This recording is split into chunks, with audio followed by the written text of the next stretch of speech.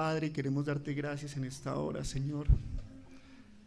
Pedirte, Dios, que tengas misericordia de nosotros, Dios, que nuestra mente esté conectada contigo, nuestros ojos estén conectados contigo. Quita los muros, Señor, quita toda falta de atención, Dios. Es tan importante este momento, Dios, tan importante. No podemos, Señor, distraernos, Señor, cuando tú estás. No podemos perder la atención cuando tú estás, Señor amado. Ayúdanos, Dios, ayúdanos a poder concentrarnos en ti, en tu palabra, en lo que tú quieres hacer y en lo que tú quieres decir. Que sea tu misericordia, Señor. Como decía el Paz Dani ahorita, alegrémonos, porque aunque la higuera no florezca y no haya uvas en las vides, aunque se pierda la cosecha de oliva y los campos queden vacíos y no den fruto, aunque los rebaños mueran, aunque los campos y los establos estén vacíos, aún así me alegraré en el Señor. Aún así me alegraré en el Señor. Bueno, quiero darle muchas gracias al Paz Dani, a su familia, a Lilia, a Brita, a Matías, a toda la familia pastoral, porque me encanta la predicación. Creo que es algo en lo que todos deberíamos ejercitarnos de alguna manera. Pero no me considero un predicador, disto mucho. Y cuando Dani me dice, Cecitar, ¿quieres venir? Uy, me entran esos nervios, me entra ese temor, porque voy a abrir mi corazón un momentico y un tiempo. Soy muy nervioso. De hecho, cuando era pequeño tartamudeaba un poquito. Y por eso les decía en la historia de la guitarra, uno sentía como un escudo acá y uno trataba como de poder protegerse un poco. Y cuando se enfrenta uno a un público que conoce la palabra, cuando se enfrenta uno, y quiero decirles el Paz Dani, esto no se lo voy a reconocer a muchos. Yo admiro mucho a Dani. No lo voy a repetir, queda grabado, ahorita lo editamos. Yo admiro mucho al pastor Dani. Ustedes tienen un pastor muy bello, bello en su forma interna, claramente. Todo lo que ustedes tienen acá ha sido con mucho esfuerzo. Lo he visto, mucho esfuerzo. El arreglar que cada detalle de este lugar sea bonito para que cuando llegue la gente a escuchar la palabra de Dios se sienta cómoda, que cuando venga una persona se sienta tranquila, que no tengan frío, que las luces estén bien, tienen batería, tienen equipos. Todo ha sido con mucho esfuerzo, mucho esfuerzo. Y yo sé que ustedes saben que el Paz Dani trabaja y estamos estrenando video. Y el esfuerzo que este hombre hace para poder venir todos los días a predicar, preparar un tema en medio del trabajo, no es sencillo. No es sencillo. Lo digo yo que no me dedico a pastorear, no me dedico a esto. Y cuando uno se sienta a preparar un tema, Dios, ¿qué quieres decir? ¿Qué quieres hacer? ¿Qué quieres hablar? Y hay que entender que todo este cuerpo pastoral, toda esta familia pastoral se concentra acá. Yo sé que Dani le diría al Señor, y perdona Dani si hablo de esto, y diría, yo dejaría todo tirado y me vendría acá. Lo haría, 100% seguro, pero no lo hace. También tiene su vida, tiene cosas que responder, pero ese esfuerzo que él se dedica a hacer acá es grande y es fuerte. Pero recordemos que somos una iglesia, somos un solo cuerpo, y como cuerpo debemos apoyarnos. ¿Qué pasaba cuando, Dani me corrige porque Dani es el que sabe mucho, cuando Moisés bajaba las manos? El pueblo desfallecía. ¿Y qué pasaba cuando Moisés alzaba las manos?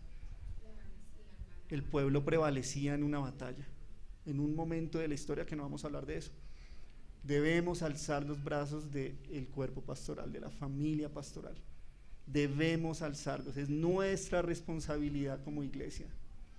debemos hacerlo. Se los digo con todo corazón de parte del Señor, es necesario pararnos en eso. Y bueno, ¿cómo enfrentar la muerte? Qué difícil pregunta, muy difícil, porque cuando uno entiende la muerte desde muchos aspectos de la vida, básicamente uno pudiese verla desde muchos ángulos.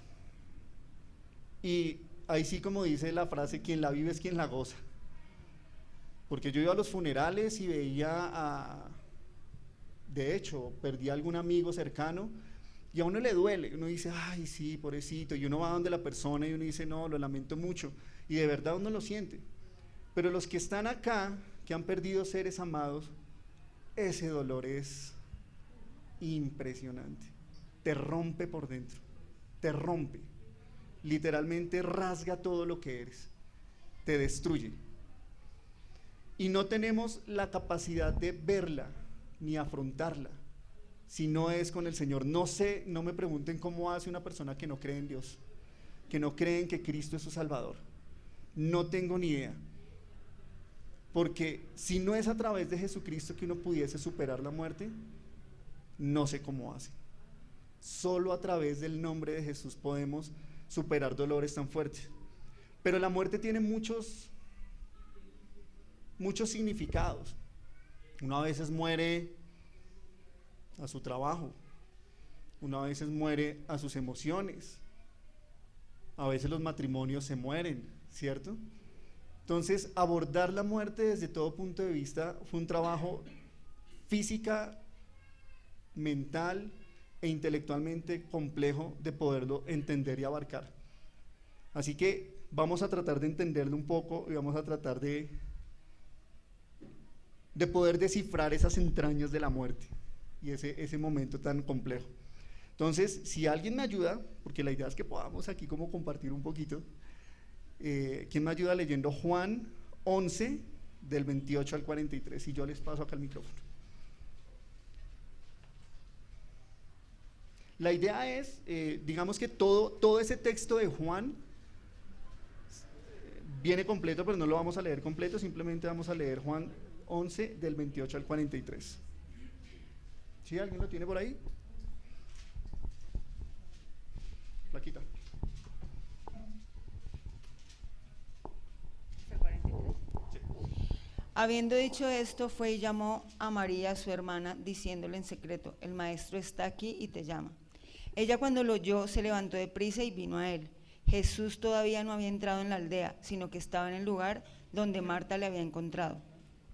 Entonces los judíos que estaban en la casa con ella y la consolaban, cuando vieron que María se había levantado de prisa y había salido, la siguieron, diciendo, va al sepulcro a llorar allí. María, cuando llegó a donde estaba Jesús, al verle se postró a sus pies diciéndole, Señor, si hubieses estado aquí, no habría muerto mi hermano. Jesús entonces, al verla llorando y a los judíos que la acompañaban, también llorando, se estremeció en espíritu y se conmovió, y le dijo, ¿dónde le pusisteis? Le dijeron, Señor, ven y ve. Jesús lloró. Dijeron entonces los judíos, mirad cómo le amaba. Y algunos de ellos dijeron, ¿no podía este, que abrió los ojos al ciego, haber hecho también que Lázaro no muriera? Resurrección de Lázaro. Jesús, profundamente conmovido otra vez, vino al sepulcro. Era una cueva y tenía una piedra puesta encima.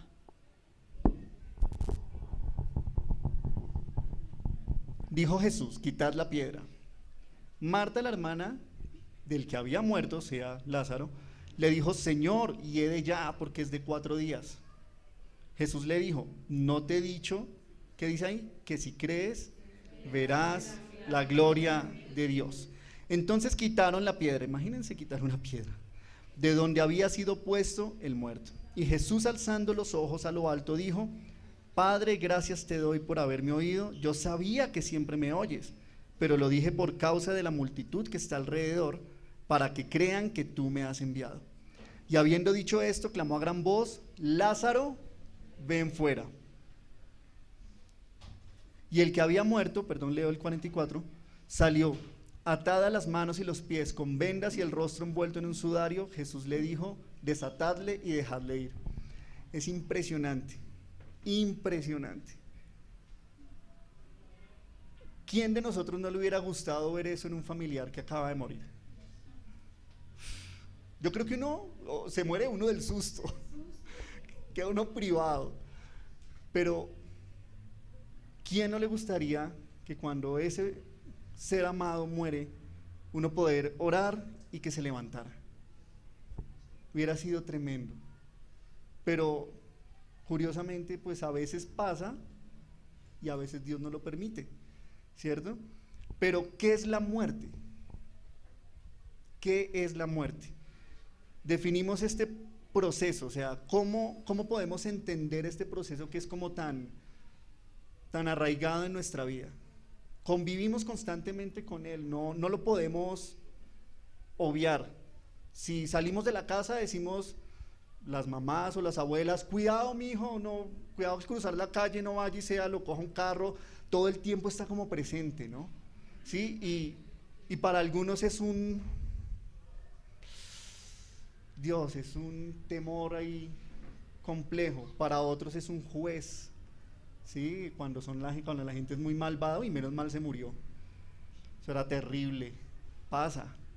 Para otros es un descanso, ¿sí? Por ejemplo, para mi madre estaba muy enferma y ella decía: mi hijo, yo ya no aguanto el dolor. Y cuando mi madre muere, esboza al final una sonrisa. Es bonito decirlo, pero no es tan bonito vivirlo, porque es la mamá de uno, pero esboza una pequeña sonrisa. Y era impresionante. Para algunos es un descanso, ¿no? Para otros es un escape, ¿cierto? En los países desarrollados como China, Japón, las tasas de suicidio son altísimas, altísimas. De hecho, hay un proyecto donde traen personas de Japón a vivir aquí en Colombia y los ponen a vivir en sectores vulnerables para que tomen conciencia y respeto por la vida, para que no corran riesgo, ¿sí? No se suiciden como tal. Entonces para otros es un escape. Es muy difícil poderlo entender. Pero ¿qué dice la muerte? Si lo vemos desde el punto de vista de la ciencia, estos solo son daticos adicionales. ¿Qué dice? Que es el cese irreversible de todos nuestros procesos vitales: la respiración, la circulación sanguínea, la actividad cerebral, ¿cierto? Llega el médico, pone todos los puntos y dice: murió, feneció, ya, no hay nada que hacer. Eso dice la ciencia. ¿Qué dice la filosofía?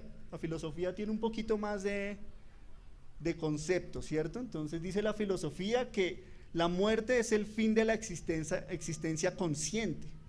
No es un simple hecho biológico y debe ser vista para comprender y reflexionar sobre el valor y propósito de la vida. Es decir, ellos ven la muerte para aprovechar el vivir, pero no están pensando qué hay más allá. Simplemente es: ¿qué puedo hacer para mejorar mi condición de vida cuando pienso en este aspecto de la muerte? ¿Y qué dicen algunas religiones? ¿Cierto? Por ejemplo, el budismo y el hinduismo, ¿sí? Ellos creen que la muerte es solo un proceso de transición y no es el final. Es un ciclo que te permite llegar a tu siguiente reencarnación. Sin embargo, para el budismo no existe alma, mientras que para el hinduismo sí. ¿Sí? Creo que algunos hemos estudiado un poco el tema, pero ellos no creen en Jesucristo. Para ellos el morir es simplemente un proceso y es un reset de volver a empezar y a empezar y a empezar y a empezar, en reencarnar en X o Y animal inclusive, ¿cierto? Solo que, por ejemplo, para el budismo el alma no existe, pero es un concepto completamente errado. Pero ahora, ¿qué dice las religiones que son más allegadas a nosotros? Sí, el Islam, el judaísmo y el cristianismo. Se cree que la muerte no es el final, es el proceso de transición a la vida eterna. El alma sobrevive mientras que el cuerpo se destruye y se enfrenta a un juicio divino. Digamos que en eso nos parecemos un poco, Pero por ejemplo, un musulmán, cuando da su vida por una causa, su creer y su pensar es que hay un harén esperándolo de mujeres después de la muerte. 70 mujeres vírgenes lo están esperando. O sea, lo digo con mucho respeto, obviamente, pero para ellos la idea de cielo es un prostíbulo. ¿Sí? El judaísmo, como saben, no cree en Jesús. Y oramos y pedimos por la tierra de Israel para que crean en el Señor. Y también por todas las naciones, obviamente. Y el cristianismo, la visión es muy general, ¿cierto? No una denominación en particular. Pero el cristianismo cree que muere. ¿Y qué pasa? O tiene dos opciones, o te vas para el cielo o te vas para el infierno. ¿Sí? Debemos entender ahora que la muerte, ¿por qué entra? De acuerdo a lo que el Paz nos ha enseñado. ¿Por qué entró la muerte al mundo? Por el pecado. El pecado hizo que entrara la muerte. ¿Entró por quién? Por un solo hombre. Y eso hizo que muriéramos. Así de sencillo. Entonces, si ustedes se dan cuenta, no sé si han analizado un poquito las vidas de Matusalén, de el mismo Enoc, de Abraham, tenían unos años impresionantes. ¿Cuántos años? 960 y sigo fuerte. 700 años, 600 años. Y hoy en día, si lo comparamos, estamos viviendo alrededor de 80 años, puede ser, en los mejores 90, ¿sí? Pero digamos que un rango en Colombia puede ser 76, más o menos estamos en ese orden de vida. Y lo más complejo de todo es que Dios puso límite a la vida del hombre, no sé si lo sabían. ¿Sí? Un secreto ahí bíblico. Dios le puso límite a las vidas del hombre, a los años de vida del hombre. Entonces, dice la palabra en Génesis 6:3, pero el Señor dijo, Génesis 6:3, no voy a dejar que el hombre viva para siempre, porque él no es más que carne, así que vivirá ¿cuánto? 120 años. Y me puse a investigar, me puse ahí a mirar un poco quién tenía el Guinness Record de la vida más longeva. Y adivinen cuántos años tenía. Un número. ¿De cuántos años murió la persona que tiene el Guinness Record? 124 años tenía la mujer. Ay, pero el Señor dijo 120. Sí, tranquilos. Pero 122 años y 162 días. 122 años. A mí me asombra personalmente. A mí me asombra. Y por ahí creo que hay un colombiano que está retando esa longevidad que iba como por los 122 y un poquito más. ¿Sí? Pero el Señor le puso límite a nuestros años. Pero lo más chistoso de todo esto es que miren, les voy a contar una historia muy personal que tiene que ver con mi esposa y conmigo. Tranquila. Cuando mi suegro muere, yo abro la puerta del cuarto de él y lo encontré tirado en el piso, muerto. Yo jamás había experimentado un muerto de cerca, jamás. Y claro, Natalie empezó a gritar, eso fue tenaz. Vivía con nosotros. Y yo me acerco a tratar como de, no, se desmayó, y voy y lo toco, y cuando lo toco era como tocar esto. Completamente rígido. Yo jamás había sentido eso. Jamás. Era como coger un mueble, literalmente. Era duro. Duro. Creo que Hollywood tiene algo que cuadrar por ahí, porque creo que no es tan real a veces lo que muestra. Y era completamente duro y no se movía para nada. Y yo trataba como que estaba boca abajo, de ponerlo boca arriba. Y era dificilísimo. absolutamente difícil, no pude hacerlo. Y ahí entendí que debía dejarlo ahí quieto. Los días que sucedieron después, lo que pasó después de esos días, empezó en mi cabeza a rondar ese día, y era muy difícil a veces conciliar el sueño, muy difícil. Primero porque era un ser amado, la noche anterior lo vi, nos dijo, ¿quieren huevitos? Sí, bueno, Humberto está bien, nos hizo huevitos, no sé qué, y al otro día ya no estaba. Procesar eso es difícil, muy difícil. Y lo mismo pasó con mi madre. Digamos que la muerte de mi madre fue más tranquila en ese sentido, pero procesar que había muerto no era fácil, no era tan, claro. Y entendí algo de parte de Dios: la muerte no es natural.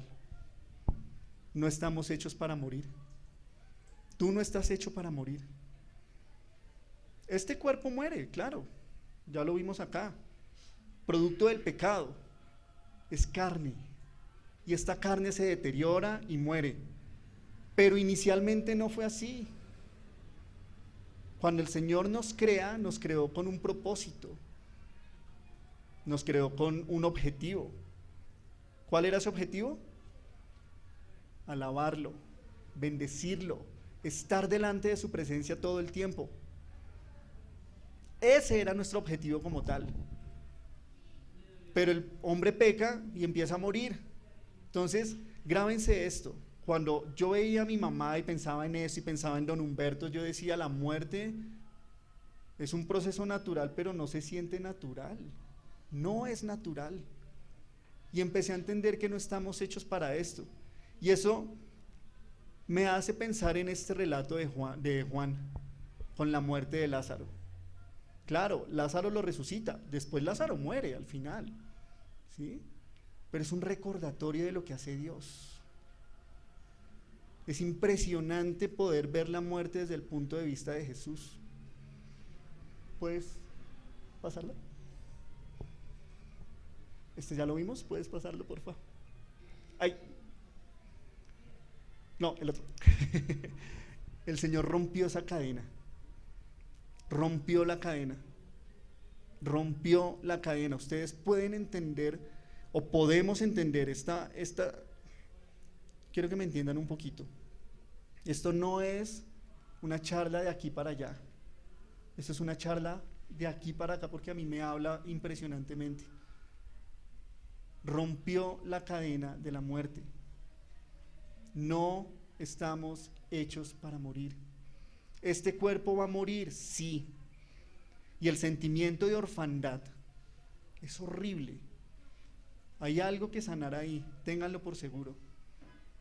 Y cuando nosotros entendemos que al morir nuestros seres amados tenemos un propósito diferente en el Señor, esa sensación de abandono se va y suelta, y el Señor está ahí. Entonces, cuando el Señor suelta esto, pásala, por favor. ¿No te he dicho que si crees verás la gloria de Dios? Repasémoslo un poquito.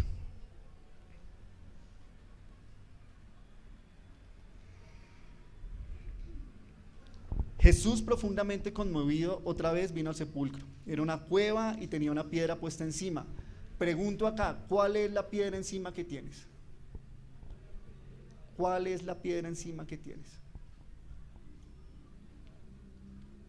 A veces, yo sé que estamos hablando del tema de la muerte, pero a veces morimos espiritualmente. ¿Cuál es la piedra que tienes en este momento?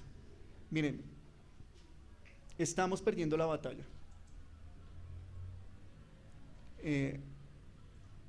La población de niños está disminuyendo. Vayan a los colegios. Lili, que está allá, cada vez son menos los niños que están en los colegios. Nuestra población envejece.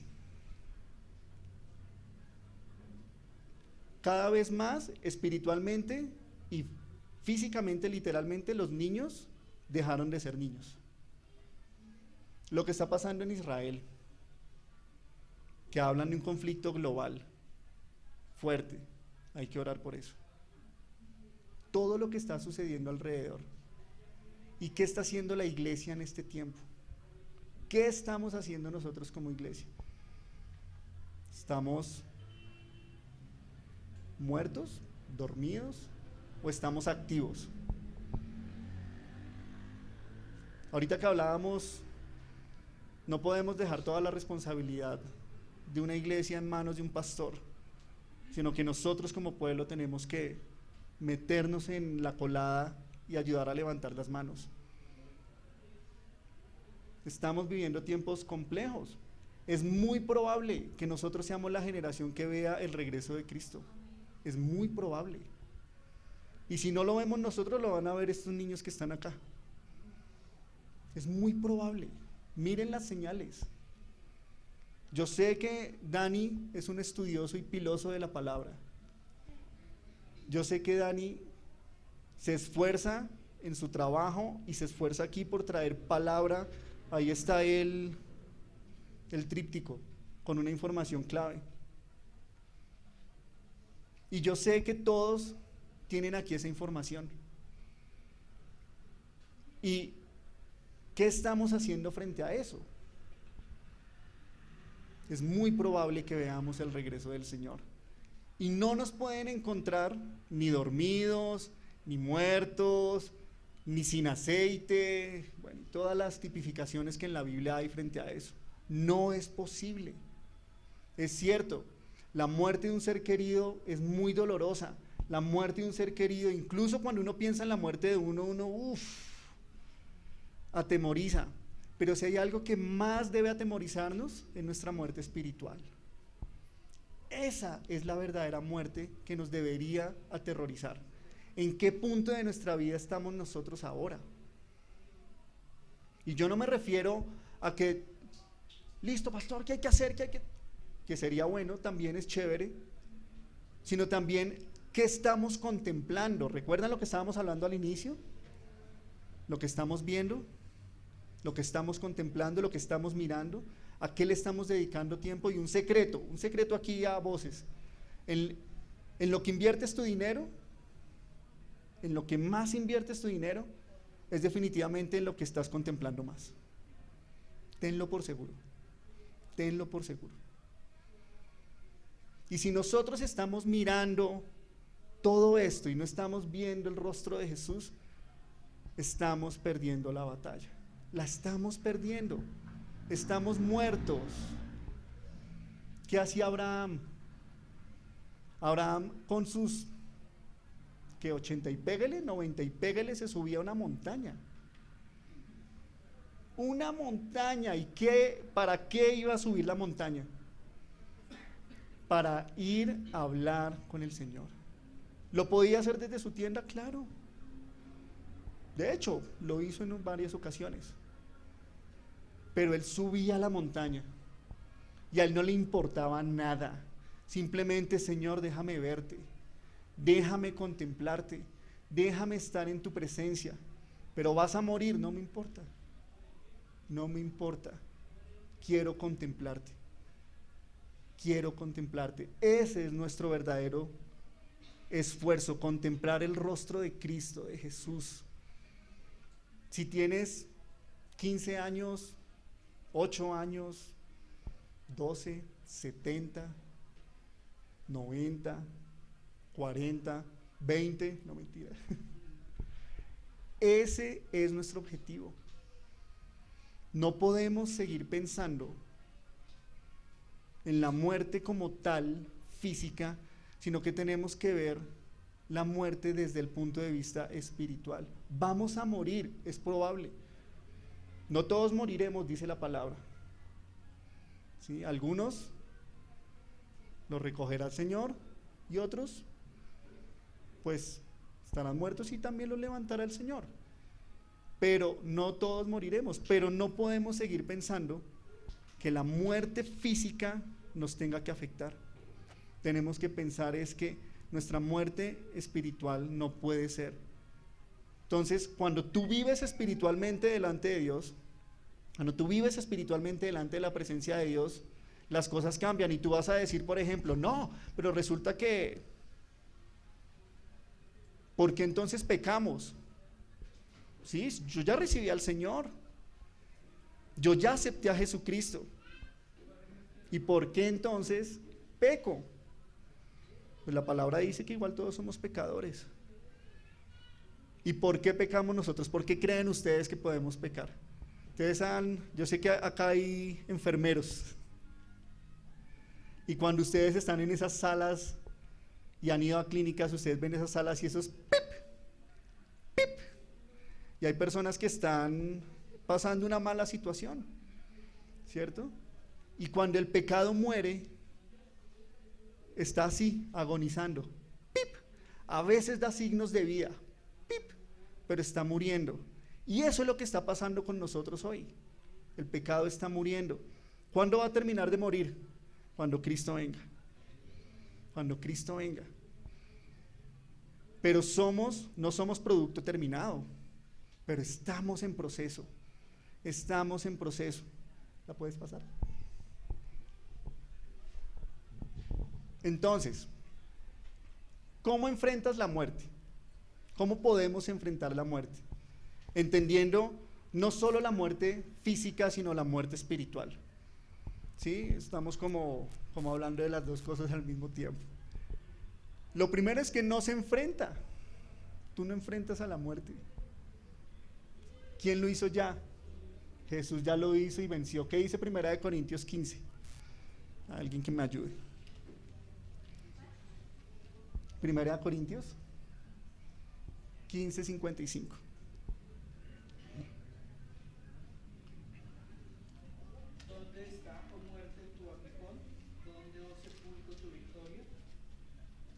¿Dónde está la muerte? Dice el Señor. ¿Dónde está la muerte? La muerte no tiene validez. La muerte no importa hoy. Ya no importa. ¿Se dan cuenta? No teman a los que pueden matar el cuerpo, sino teman a los que pueden ¿qué? Sí, vamos a morir, está bien. Vamos a morir. Porque Pablo, Pedro, Juan, Dios, ellos no les importaba, porque su objetivo estaba ¿dónde? Aquí. Miren dónde estaban ellos, aquí, a la sombra de la cruz. No les interesaba, claro, hay un tema de sobrevivir, su familia, pues uno le atemoriza, es que somos seres humanos. Pero lo que quiero decir es que la muerte perdió su valor, porque en Cristo cuando recibimos al Señor tenemos una vida diferente. Entonces no hay que enfrentarla, simplemente hay que hacer la tarea de, está el Señor frente a nosotros, está Dios frente a nosotros. ¿Cómo más la podemos enfrentar ahora sabiendo que nos enfrenta? Con esperanza, es decir, con Jesucristo. ¿Qué dice 1 Tesalonicenses 4:13?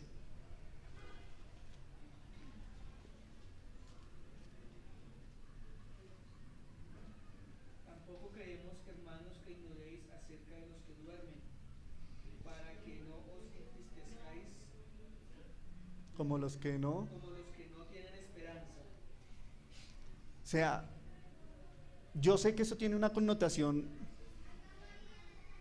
escatológica y profunda teológica, y Dani lo sabe más que nadie. Pero a lo que vamos con esto es que enfrentamos nuestro día a día con la esperanza de saber que Cristo murió por nosotros y que nosotros vamos con objetivo al Señor. Esa es nuestra verdadera opción. Así es como debemos vivir día tras día. La otra, creer las palabras de Jesucristo y veremos la gloria de Dios. Y veremos la gloria de Dios. Ahorita empezaba el servicio con una palabra que siempre me ha encantado, y es palabra rema aquí en la iglesia, que es Romanos 12:2. Transformados por medio de la renovación de vuestro entendimiento para que comprobéis cuál es la buena voluntad, que es buena, agradable y perfecta. Ni el más experto publicista pudo haber hecho un eslogan más hermoso. La voluntad de Dios es buena, agradable y es perfecta. Y transformar nuestra mente, nuestro corazón, es un esfuerzo que debemos llevar nosotros y hacerlo. No lo hacemos solos, lo llevamos a la cruz. Pero debemos transformar nuestra manera de pensar y de ver el mundo. No podemos seguir viendo la vida como la seguimos viendo. No podemos seguir caminando como seguimos caminando. No podemos seguir estando viendo la vida tan felices, que la vida es muy feliz, por cierto, pero son asuntos que están pasando hoy en día que no pueden pasar desapercibidos. La iglesia es fundamental, muchachos, es fundamental. En la iglesia nos preparamos para vivir con el Señor. Si tú no puedes convivir con el hermano que está al lado, ¿cómo vas a convivir con él eternamente? Si tú no puedes alabar a Dios un domingo e ir a tu casa y alabar a Dios el lunes, el martes, el miércoles, el jueves, el viernes, ¿cómo vas a alabar a Dios o cómo vamos a alabar a Dios eternamente? Si no leemos la palabra de Dios, ¿cómo vamos a estar con Él eternamente? Si no venimos y cantamos aquí con alma, corazón y vida, ¿cómo vamos a estar con Él eternamente? Vamos a morir, es probable que vamos a morir. Pero esto no define nuestra vida. Lo que define nuestra vida es el nombre de Jesús. Ese dolor, esa pérdida, si faltaron al respeto a tu vida, si pasó algo contigo alrededor de lo que eres, eso es una piedra gigante. Si entendíamos también con Nata que cuando tú tienes tus ojos contemplados en otro lugar que no es en el Señor, por ejemplo, en las mujeres, yo qué sé, en las redes sociales, y estás todo el tiempo ahí, te falta una vida espiritual, nos falta una vida espiritual. Lo hablo también para mí. Si no estamos viendo los ojos del Señor constantemente, es un indicador de que no estamos contemplando el rostro de Cristo.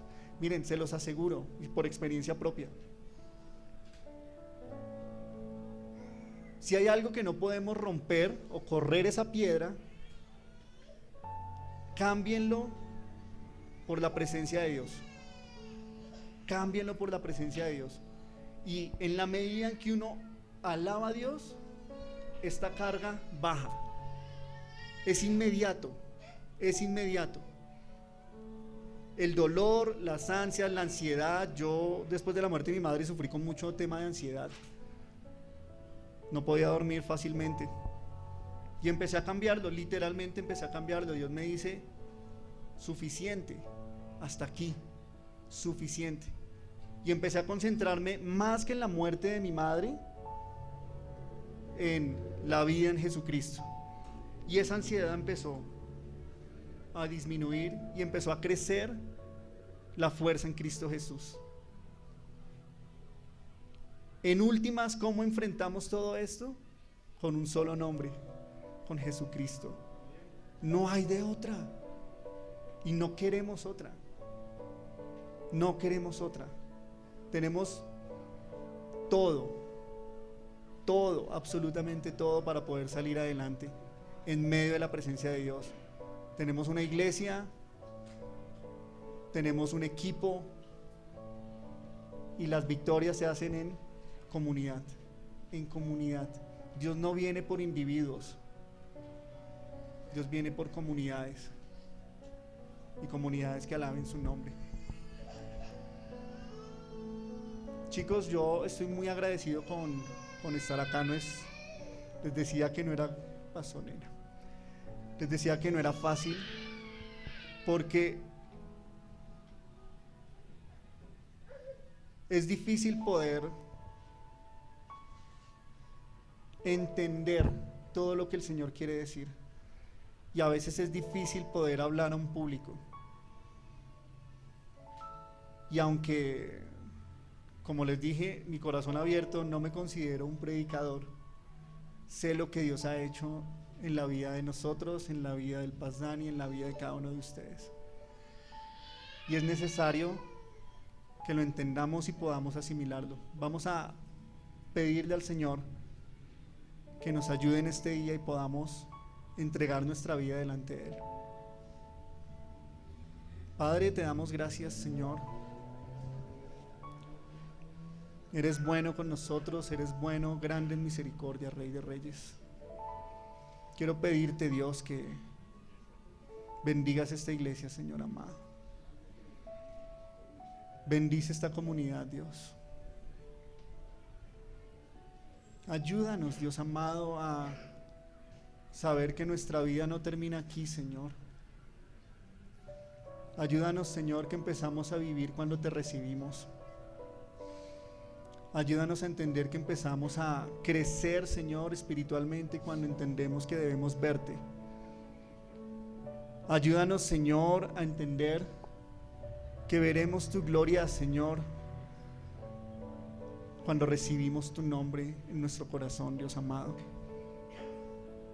Permítenos crecer sabiamente en tu palabra, permítenos entender el tiempo en el que estamos, permítenos vivir el tiempo en el que estamos y no ser de los que se echan para atrás y se acobardan, sino los que dan un paso adelante, Señor, y son fundamentales. Qué lindo es estar sentado a la mesa contigo y escuchar lo que anhela tu corazón, lo que anhela tu amor por nosotros. Que nos llames amigos, que nos llames familia, y esta iglesia es tu familia, Señor. En tu nombre, Jesús, queremos pedirte que bendigas una vez más este tiempo, Señor, y nos ayudes a crecer, Dios, y nos ayudes, Señor, a ser transformados, Señor, a ser renovados, Dios amado, en nuestra manera de vivir y en nuestra manera de pensar, a ser parte activa, Señor, de tu obra y parte activa, Señor, de tu corazón. En tu nombre, Dios amado, te damos gracias, te alabamos, te glorificamos y te damos siempre, Señor, la gloria y la honra. Amén, Señor, y amén.